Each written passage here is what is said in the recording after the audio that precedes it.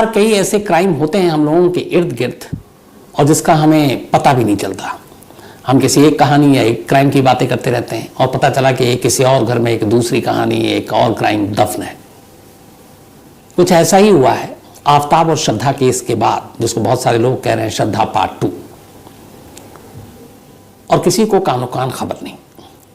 Same श्रद्धा जैसा मामला, लगभग वैसे ही कत्ल, वैसे ही प्लानिंग, वैसे ही लाशों के टुकड़ों की बातें, वैसे ही फ्रिज। लेकिन टाइम को भी देखे तो लगभग 6 महीने वो भी राज, 6 महीने ये भी राज। इस कहानी को क्या कहूं, इसके साथ कितने इत्तेफाक जुड़े हुए हैं। आपको याद होगा मैंने इस आफताब और श्रद्धा की कहानी में सुनाया था कि उसने 18 मई को श्रद्धा का कत्ल किया। श्रद्धा के कत्ल के ठीक 12 दिन के बाद जिस जगह पर दिल्ली में श्रद्धा का कत्ल हुआ, वहां से करीब 20 किलोमीटर की दूरी पर एक कत्ल होता है। श्रद्धा का कत्ल हुआ 18 मई और यह कत्ल होता है 30 मई, यानी 12 दिन बाद। महरौली के जंगल से करीब 20 किलोमीटर की दूरी पर एक मैदान है जिसकी झाड़ियों में 3 से 4 दिनों तक अलग अलग पॉलिथीन में, वैसे ही जैसे श्रद्धा की लाश के टुकड़े मिले, यहां पे भी जो लाश के टुकड़े हैं वो झाड़ियों से मिलते हैं। लाश के टुकड़ों को यहां पे भी पहले फेंकने से पहले घर के अंदर फ्रिज में रखा जाता है। आफताब के बयान के हिसाब से उसने श्रद्धा की लाश के जो आखिरी टुकड़ा था वो शायद उसने 5 जून को फेंका था, घर से बाहर फ्रिज से निकाला। और इत्तेफाक देखिए कि जिस दिन आफताब ने अपना फ्रिज खाली किया 5 जून को, उसी जगह से 20 किलोमीटर की दूरी पर एक दूसरे घर में एक फ्रिज में तब भी लाश के टुकड़े पड़े थे और वो अभी फेंकने का इंतजार कर रहा था। अजीब कहानी है जिसका खुलासा आज दिल्ली पुलिस ने किया है। श्रद्धा केस पार्ट 2। इस कहानी की शुरुआत होती है ईस्ट दिल्ली से, मतलब कि पूर्वी दिल्ली। पूर्वी दिल्ली में जगह है एक पांडव नगर। इसी पांडव नगर पुलिस स्टेशन के अंडर में एक मैदान आता है, रामलीला मैदान। ये वो रामलीला मैदान नहीं है जहां अन्ना हजारे कभी बैठा करते थे जब उन्होंने आंदोलन किया था। ये एक अलग रामलीला मैदान है, बहुत बड़ा नहीं है। रामलीला मैदान में वहां पे कई झाड़ियां भी हैं। 5 जून की सुबह एक शख्स की नजर इस रामलीला मैदान में एक प्लास्टिक के बैग पर पड़ती है। वो पुलिस को फोन करता है, पुलिस की टीम मौके पर पहुंचती है, प्लास्टिक के बैग को खोला जाता है। जब खोला जाता है तो उसमें से एक इंसान का पैर कटा हुआ मिलता है। अब जब पुलिस ने देखा तो फिर पुलिस को लगा कि फिर बाकी टुकड़े भी होंगे यहाँ आसपास। तफ्तीश शुरू होती है। इस दौरान में फॉरेंसिक टीम को भी बुला लिया जाता है। अब वहीं रामलीला मैदान की झाड़ियों में इधर उधर तलाशी ली जा रही है। अचानक एक दूसरे पॉलीथीन पर नजर पड़ती है। उस पॉलीथीन में दूसरा पैर था। इसके बाद पुलिस और ढूंढती है लेकिन कुछ मिलता नहीं है, पुलिस चली जाती है। फिर अगले दिन किसी का फोन आता है, पुलिस रामलीला मैदान में पहुंचती है। वहां जाकर झाड़ियों में तलाशी लेती है। फिर एक पॉलीथीन का बैग मिलता है। इस बार एक हाथ मिलता है कटा हुआ। पुलिस थोड़ा और ढूंढती है, एक दूसरा हाथ मिलता है। इसके बाद कुछ नहीं मिलता, पुलिस लौट जाती है। फिर तीसरे चौथे दिन पुलिस को फोन आता है। फिर पुलिस उसी रामलीला मैदान की झाड़ियों में पहुंचती है और वहां तलाशी लेती है। तो एक पॉलीथीन में से एक जांग मिलता है इंसान का, दूसरे में एक और जांग। इसके बाद फिर एक दिन फोन आता है। फिर पुलिस की टीम पहुंचती है। एक और पॉलीथीन, उसमें इंसानी सर। अब ये अलग अलग बॉडी के पार्ट्स मिले लेकिन कुछ पार्ट्स अभी भी गायब है। कुल मिलाकर जो मिला वो दोनों पैर कटे हुए, दोनों हाथ कटे हुए, दोनों जांघें और एक सर। शरीर का यानी कि गर्दन से लेकर पेट तक का हिस्सा गायब है। अब सर तो मिला तो सर के जरिए आप चेहरे को पहचान सकते थे, लेकिन चेहरा बुरी तरह से डैमेज था, सड़ चुका था, शिनाख्त मुश्किल थी। पुलिस ने इन सारे लाश के टुकड़ों को उठाकर फॉरेंसिक टीम ने उसकी जांच की और इसे सहेज कर, ताकि आगे केस में मदद मिले, लाल बहादुर शास्त्री हॉस्पिटल के मॉर्चरी में रखवा दिया ताकि आगे केस की इन्वेस्टिगेशन में ये काम आए। अब इधर पुलिस बाकी लाश के टुकड़े ढूंढ रही है और मिल नहीं रहा है। अब मामला ऐसा कि इतनी बेरहमी से कत्ल किया गया तो पांडव नगर पुलिस से ये मामला लेकर क्राइम ब्रांच को सौंप दिया जाता है। क्राइम ब्रांच के अलावा इसके बाद इसमें आला अफसरों की एक टीम लगाई जाती है जो एक्सपर्ट्स हैं। अब पुलिस की टीम हर तरफ छानबीन करती है, आसपास के सीसीटीवी फुटेज को देखती है, कुछ नहीं मिलता। जितने भी आसपास के पुलिस स्टेशन से वहां पे मिसिंग की कोई रिपोर्ट लिखाई हो उस पर नजर दौड़ाती है। पता चला कि कोई ऐसा मिसिंग रिपोर्ट है ही नहीं। जिस जगह है वहां से यूपी का बॉर्डर भी लगता है, तो यूपी के बॉर्डर से लगते हुए पुलिस स्टेशन को भी खंगाला जाता है कि शायद वहां कोई मिसिंग रिपोर्ट है, वहां से भी कोई मदद नहीं मिलती। अब धीरे धीरे वक्त बीत रहा है और पुलिस को कोई कामयाबी हाथ नहीं लग रही है। हफ्ता बीता, महीने बीते, लेकिन कामयाबी हाथ लग ही नहीं रही है। कई महीने बीत गए। अब पुलिस की टीम एक बार फिर बैठी, उसने कहा कि इतना वक्त बीत गया है, अभी तक केस सुलझ नहीं रहा, क्या किया जाए, कहाँ गलती कर रहे हैं। फिर उन्हें ख्याल आया कि चलो एक बार फिर से तमाम सीसीटीवी फुटेज को दोबारा देखते हैं और इस बार बारीकी से देखते हैं। अब उन्होंने उस पूरे इलाके के सीसीटीवी फुटेज जहां जहां पे उनको लगता था कि शायद कातिल कहीं कैद हो कैमरे में, उसको खंगालना शुरू किया। इत्तेफाक से रामलीला मैदान के करीब एक सीसीटीवी फुटेज जो पहले भी देख चुके थे, लेकिन उस वक्त कई चीजें उनके सामने से नजरों से फिसल गई, तो उन्हें दिखाई देता ये सीसीटीवी फुटेज 30 मई और 1 जून के दरमियान की थी, रात की। अब जब पुलिस ने देखा, बल्कि 31 मई और 1 जून, तो जब पुलिस ने देखा तो उसमें 2 लोग दिखाई दिए, एक महिला और एक पुरुष, एक मेल एक फीमेल। दोनों के हाथ में पॉलिथीन के बैग हैं और दोनों रामलीला मैदान की तरफ जा रहे हैं। फिर वापसी में उसी फुटेज में दिखता है कि दोनों आ रहे हैं, लेकिन बैग लगभग खाली है, क्योंकि जिस तरीके से उन्होंने पकड़ा हुआ उसमें कोई वेट उठाने का लेकर चलना और खाली वेट के साथ चलने के चाल से पता चल जाता है। तो लगा कि यही वो लोग हैं जिन्होंने लाशों के इन टुकड़ों को ठिकाने लगाया। लेकिन अफसोस की बात यह थी कि वो सीसीटीवी फुटेज रात के अंधेरे का, दोनों का चेहरा साफ दिखाई नहीं दे रहा। अब पुलिस को कामयाबी मिली भी और नहीं भी मिली। पुलिस ने फिर कोशिश की, कोशिश कामयाब लाई। अगले दिन फिर उन्हें एक और सीसीटीवी फुटेज मिला जो 1 जून की दिन का था। अब उसमें उन्हें साफ दिखाई दे रहा है कि 2 लोग जा रहे हैं, उन्होंने ये कपड़ा पहना हुआ है, एक मेल है एक फीमेल है। लेकिन बदकिस्मती से उसमें भी उन दोनों का चेहरा कैद नहीं हुआ। अब ये तो क्लियर हो गया कि लाश के टुकड़े फेंकने के पीछे 2 लोगों का हाथ है, पर ये 2 कौन है? इतनी बड़ी 1,40,00,000, इससे भी ज्यादा की आबादी वाले शहर में कहां ढूंढे। अब पुलिस ने फिर भी आस पड़ोस के लोगों से पूछना शुरू किया कि ऐसे कपड़ों में ऐसे लोगों को किसी ने देखा है। उन्होंने door to door search operation चलाया, घर घर जाकर पूछताछ करनी, कोई फायदा नहीं। दोबारा सारे पुलिस स्टेशन के मिसिंग कंप्लेंट को खंगाला, कोई फायदा नहीं। 6 महीने बीत गए। 5 जून को ये लाशों के टुकड़े मिले थे। नवंबर आ गया, अभी ये करंट, पुलिस के हाथ खाली हैं। लेकिन पुलिस ने अपनी कोशिश जारी रखी, घर घर जाकर पूछताछ कर रहे थे, अलग अलग उस पूरे इलाके को जहां पे ये था रामलीला मैदान, उसके इर्द गिर्द की जितनी कॉलोनी बस्तियां, वहां पुलिस की टीम अपना, उनका बस ये काम होता सुबह से लेकर शाम तक जाओ, पता करो कौन गायब है नहीं है। करते करते आखिरकार नवंबर में पुलिस को एक कामयाबी मिली। पता चला कि इसी पांडव नगर पुलिस स्टेशन के तहत आने वाले त्रिलोकपुरी इलाके में एक शख्स गायब हुआ था।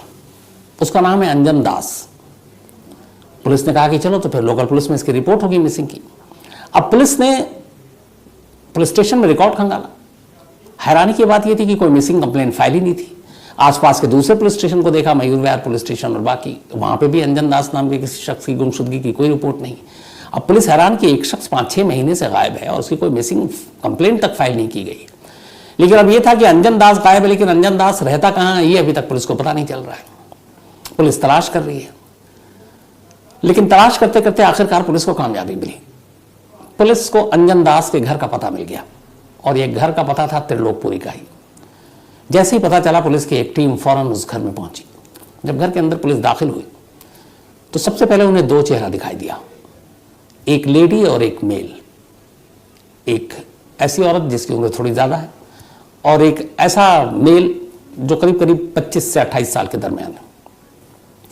जब पुलिस ने उन दोनों को अपनी नंगी आंखों से देखा तो अचानक सीसीटीवी कैमरे में कैद वो 2 लोग उनकी नजरों के सामने कौंध गए और फौरन उन्होंने सोचा कि वो जिस तरीके के लोग थे, लगता है कि ये दोनों वैसे ही थे, तो क्या उन्हें कातिल मिल गया।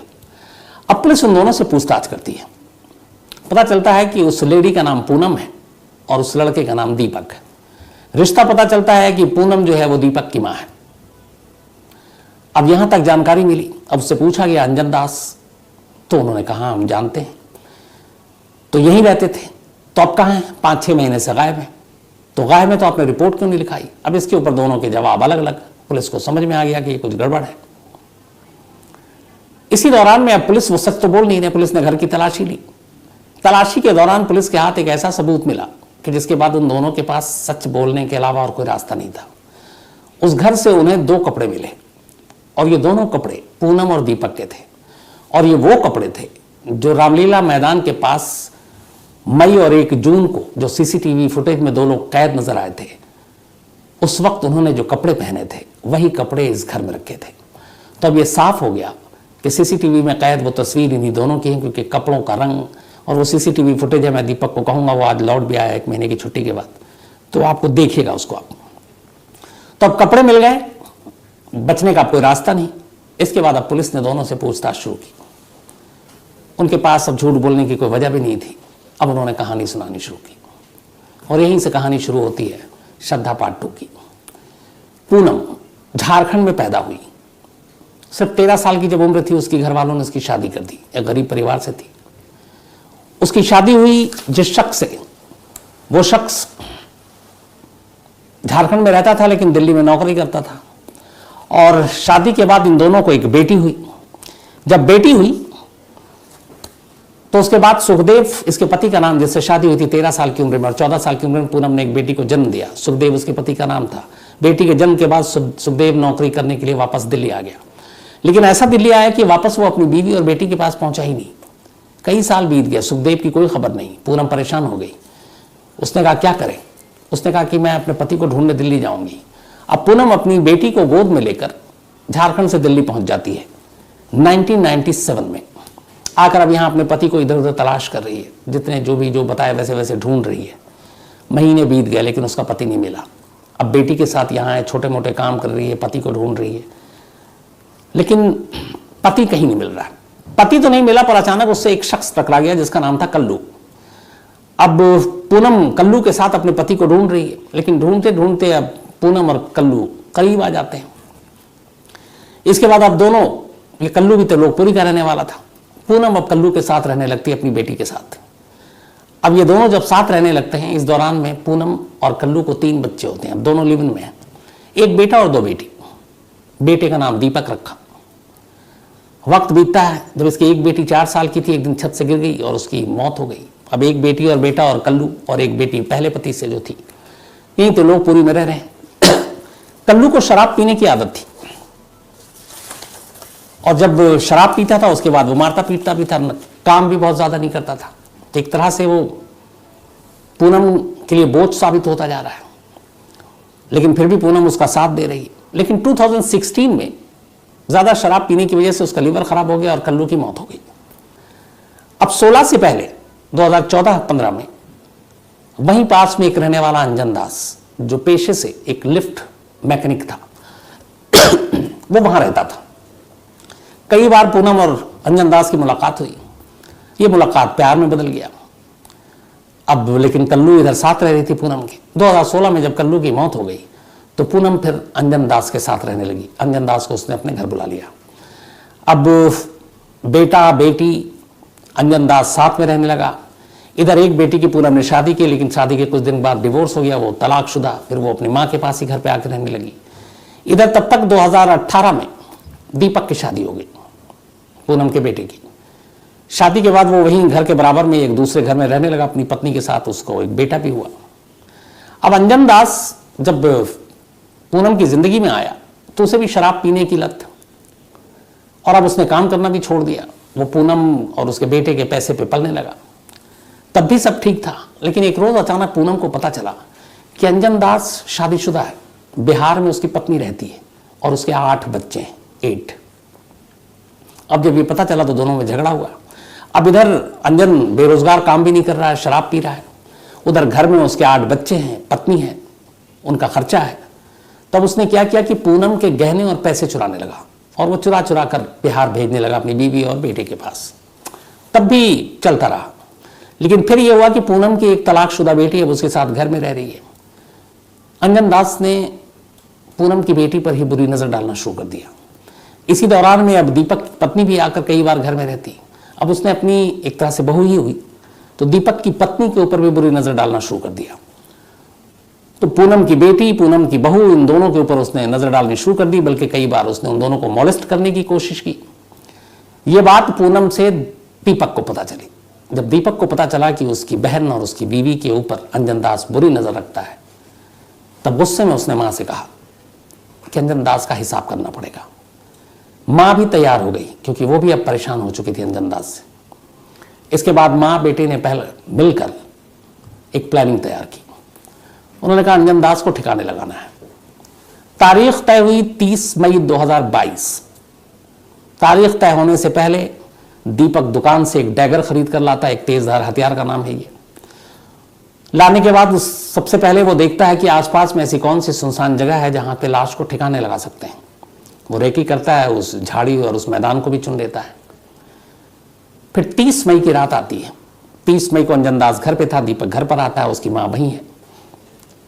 वो अंजन दास को शराब पिलाता है। शराब में बेहोशी की दवा मिली थी। थोड़ी देर के बाद अंजन दास अपना होश खो बैठता है। उसी मौके की ताक में था दीपक। जैसे ही वो होश खोता है, वो घर में छुपा कर रखा गया डैगर निकाल कर लाता है और पहला वार उसके गले पर करता है।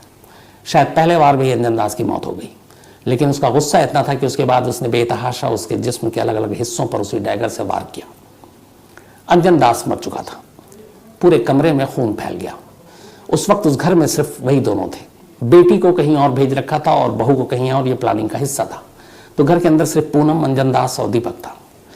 कत्ल हो गया। इसके बाद लाश पूरी रात उसी कमरे में फर्श पर पड़ी थी। अगली सुबह हुई।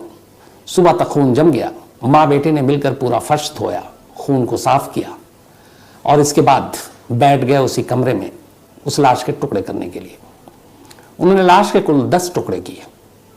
दोनों हाथ, दोनों पैर, जांघें अलग, सर अलग और बाकी के बॉडी पार्ट्स अलग।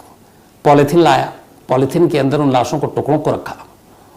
फ्रिज का सारा सामान खाली कर दिया और तब फ्रिज में इन टुकड़ों को भरा। यहाँ ये याद रखिए कि जब ये सब कुछ हो रहा था तब इन दोनों को आफ्ताब और श्रद्धा केस के बारे में मालूम नहीं था, क्योंकि ये तब केस खुला ही नहीं था। मतलब ये कत्ल बेशक आप श्रद्धा के 12 दिन बाद हुआ, लेकिन टुकड़ों को फ्रिज में रखना है ये तब तक उन्हें इस केस से कम नहीं मालूम था।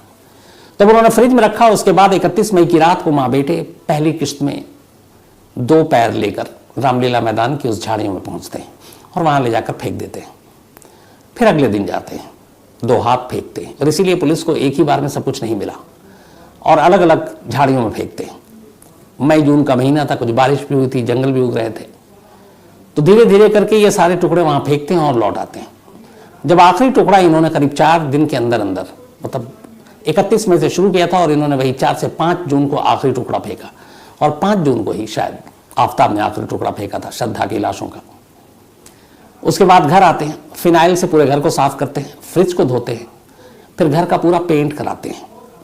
और ये सब कराने के बाद पूनम, उसका बेटा, उसकी वाइफ, बहनें सब ऐसे अपनी जिंदगी जी रही होती हैं जैसे कुछ हुआ ही नहीं।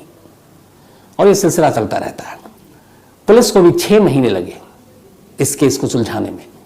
6 महीने बाद लेकिन आखिरकार पूनम और दीपक पकड़ा गया। फिलहाल पुलिस की इन्वेस्टिगेशन में यह है कि दीपक की वाइफ या दीपक की उस तलाकशुदा बहन का इस कत्ल से कोई लेना देना नहीं है। माँ बेटे गिरफ्तार हो चुके हैं, उन्होंने इकरार जुर्म कर लिया है। पुलिस को अभी उस हथियार की तलाश है, बाकी चीज़ों की तलाश है। अंजन दास का मोबाइल इनके पास से मिल गया है, तो ये भी एक केस प्रॉपर्टी है।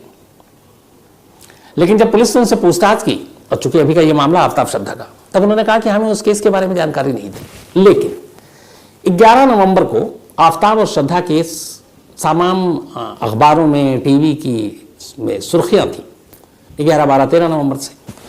तो पिछले करीब 10-12 दिनों से पूनम और दीपक ये दोनों भी श्रद्धा और आफ्ताब मर्डर केस के बारे में सुन रहे थे, अखबारों के जरिए और टीवी के जरिए।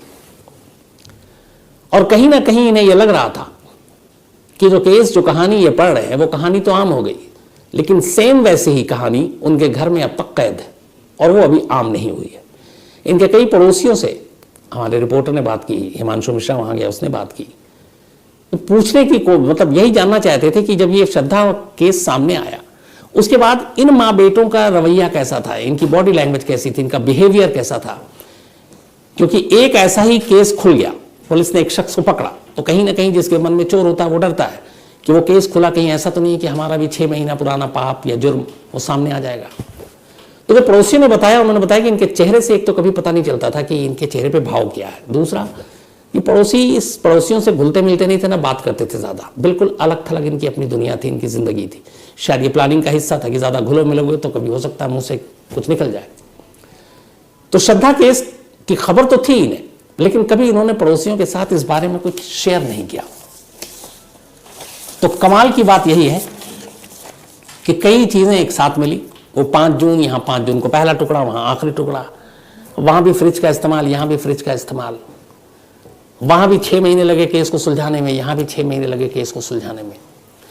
श्रद्धा आफ्ताब लिव इन में रह रहे थे, लेकिन यहां जो कत्ल की आरोपी पूनम है वो एक नहीं 2 लिव इन में रह रही थी। पहली उसकी शादी हुई थी, लेकिन उसके बाद कल्लू और फिर अंजन दास, इन दोनों से उसने शादी नहीं की थी, बल्कि लिव इन में रह रही थी। तो अजीब इत्तेफाक है इन दोनों कहानियों का। फिलहाल इसमें इतना ही, लेकिन आगे बढ़ूं उससे पहले वही अपना आज सिलसिला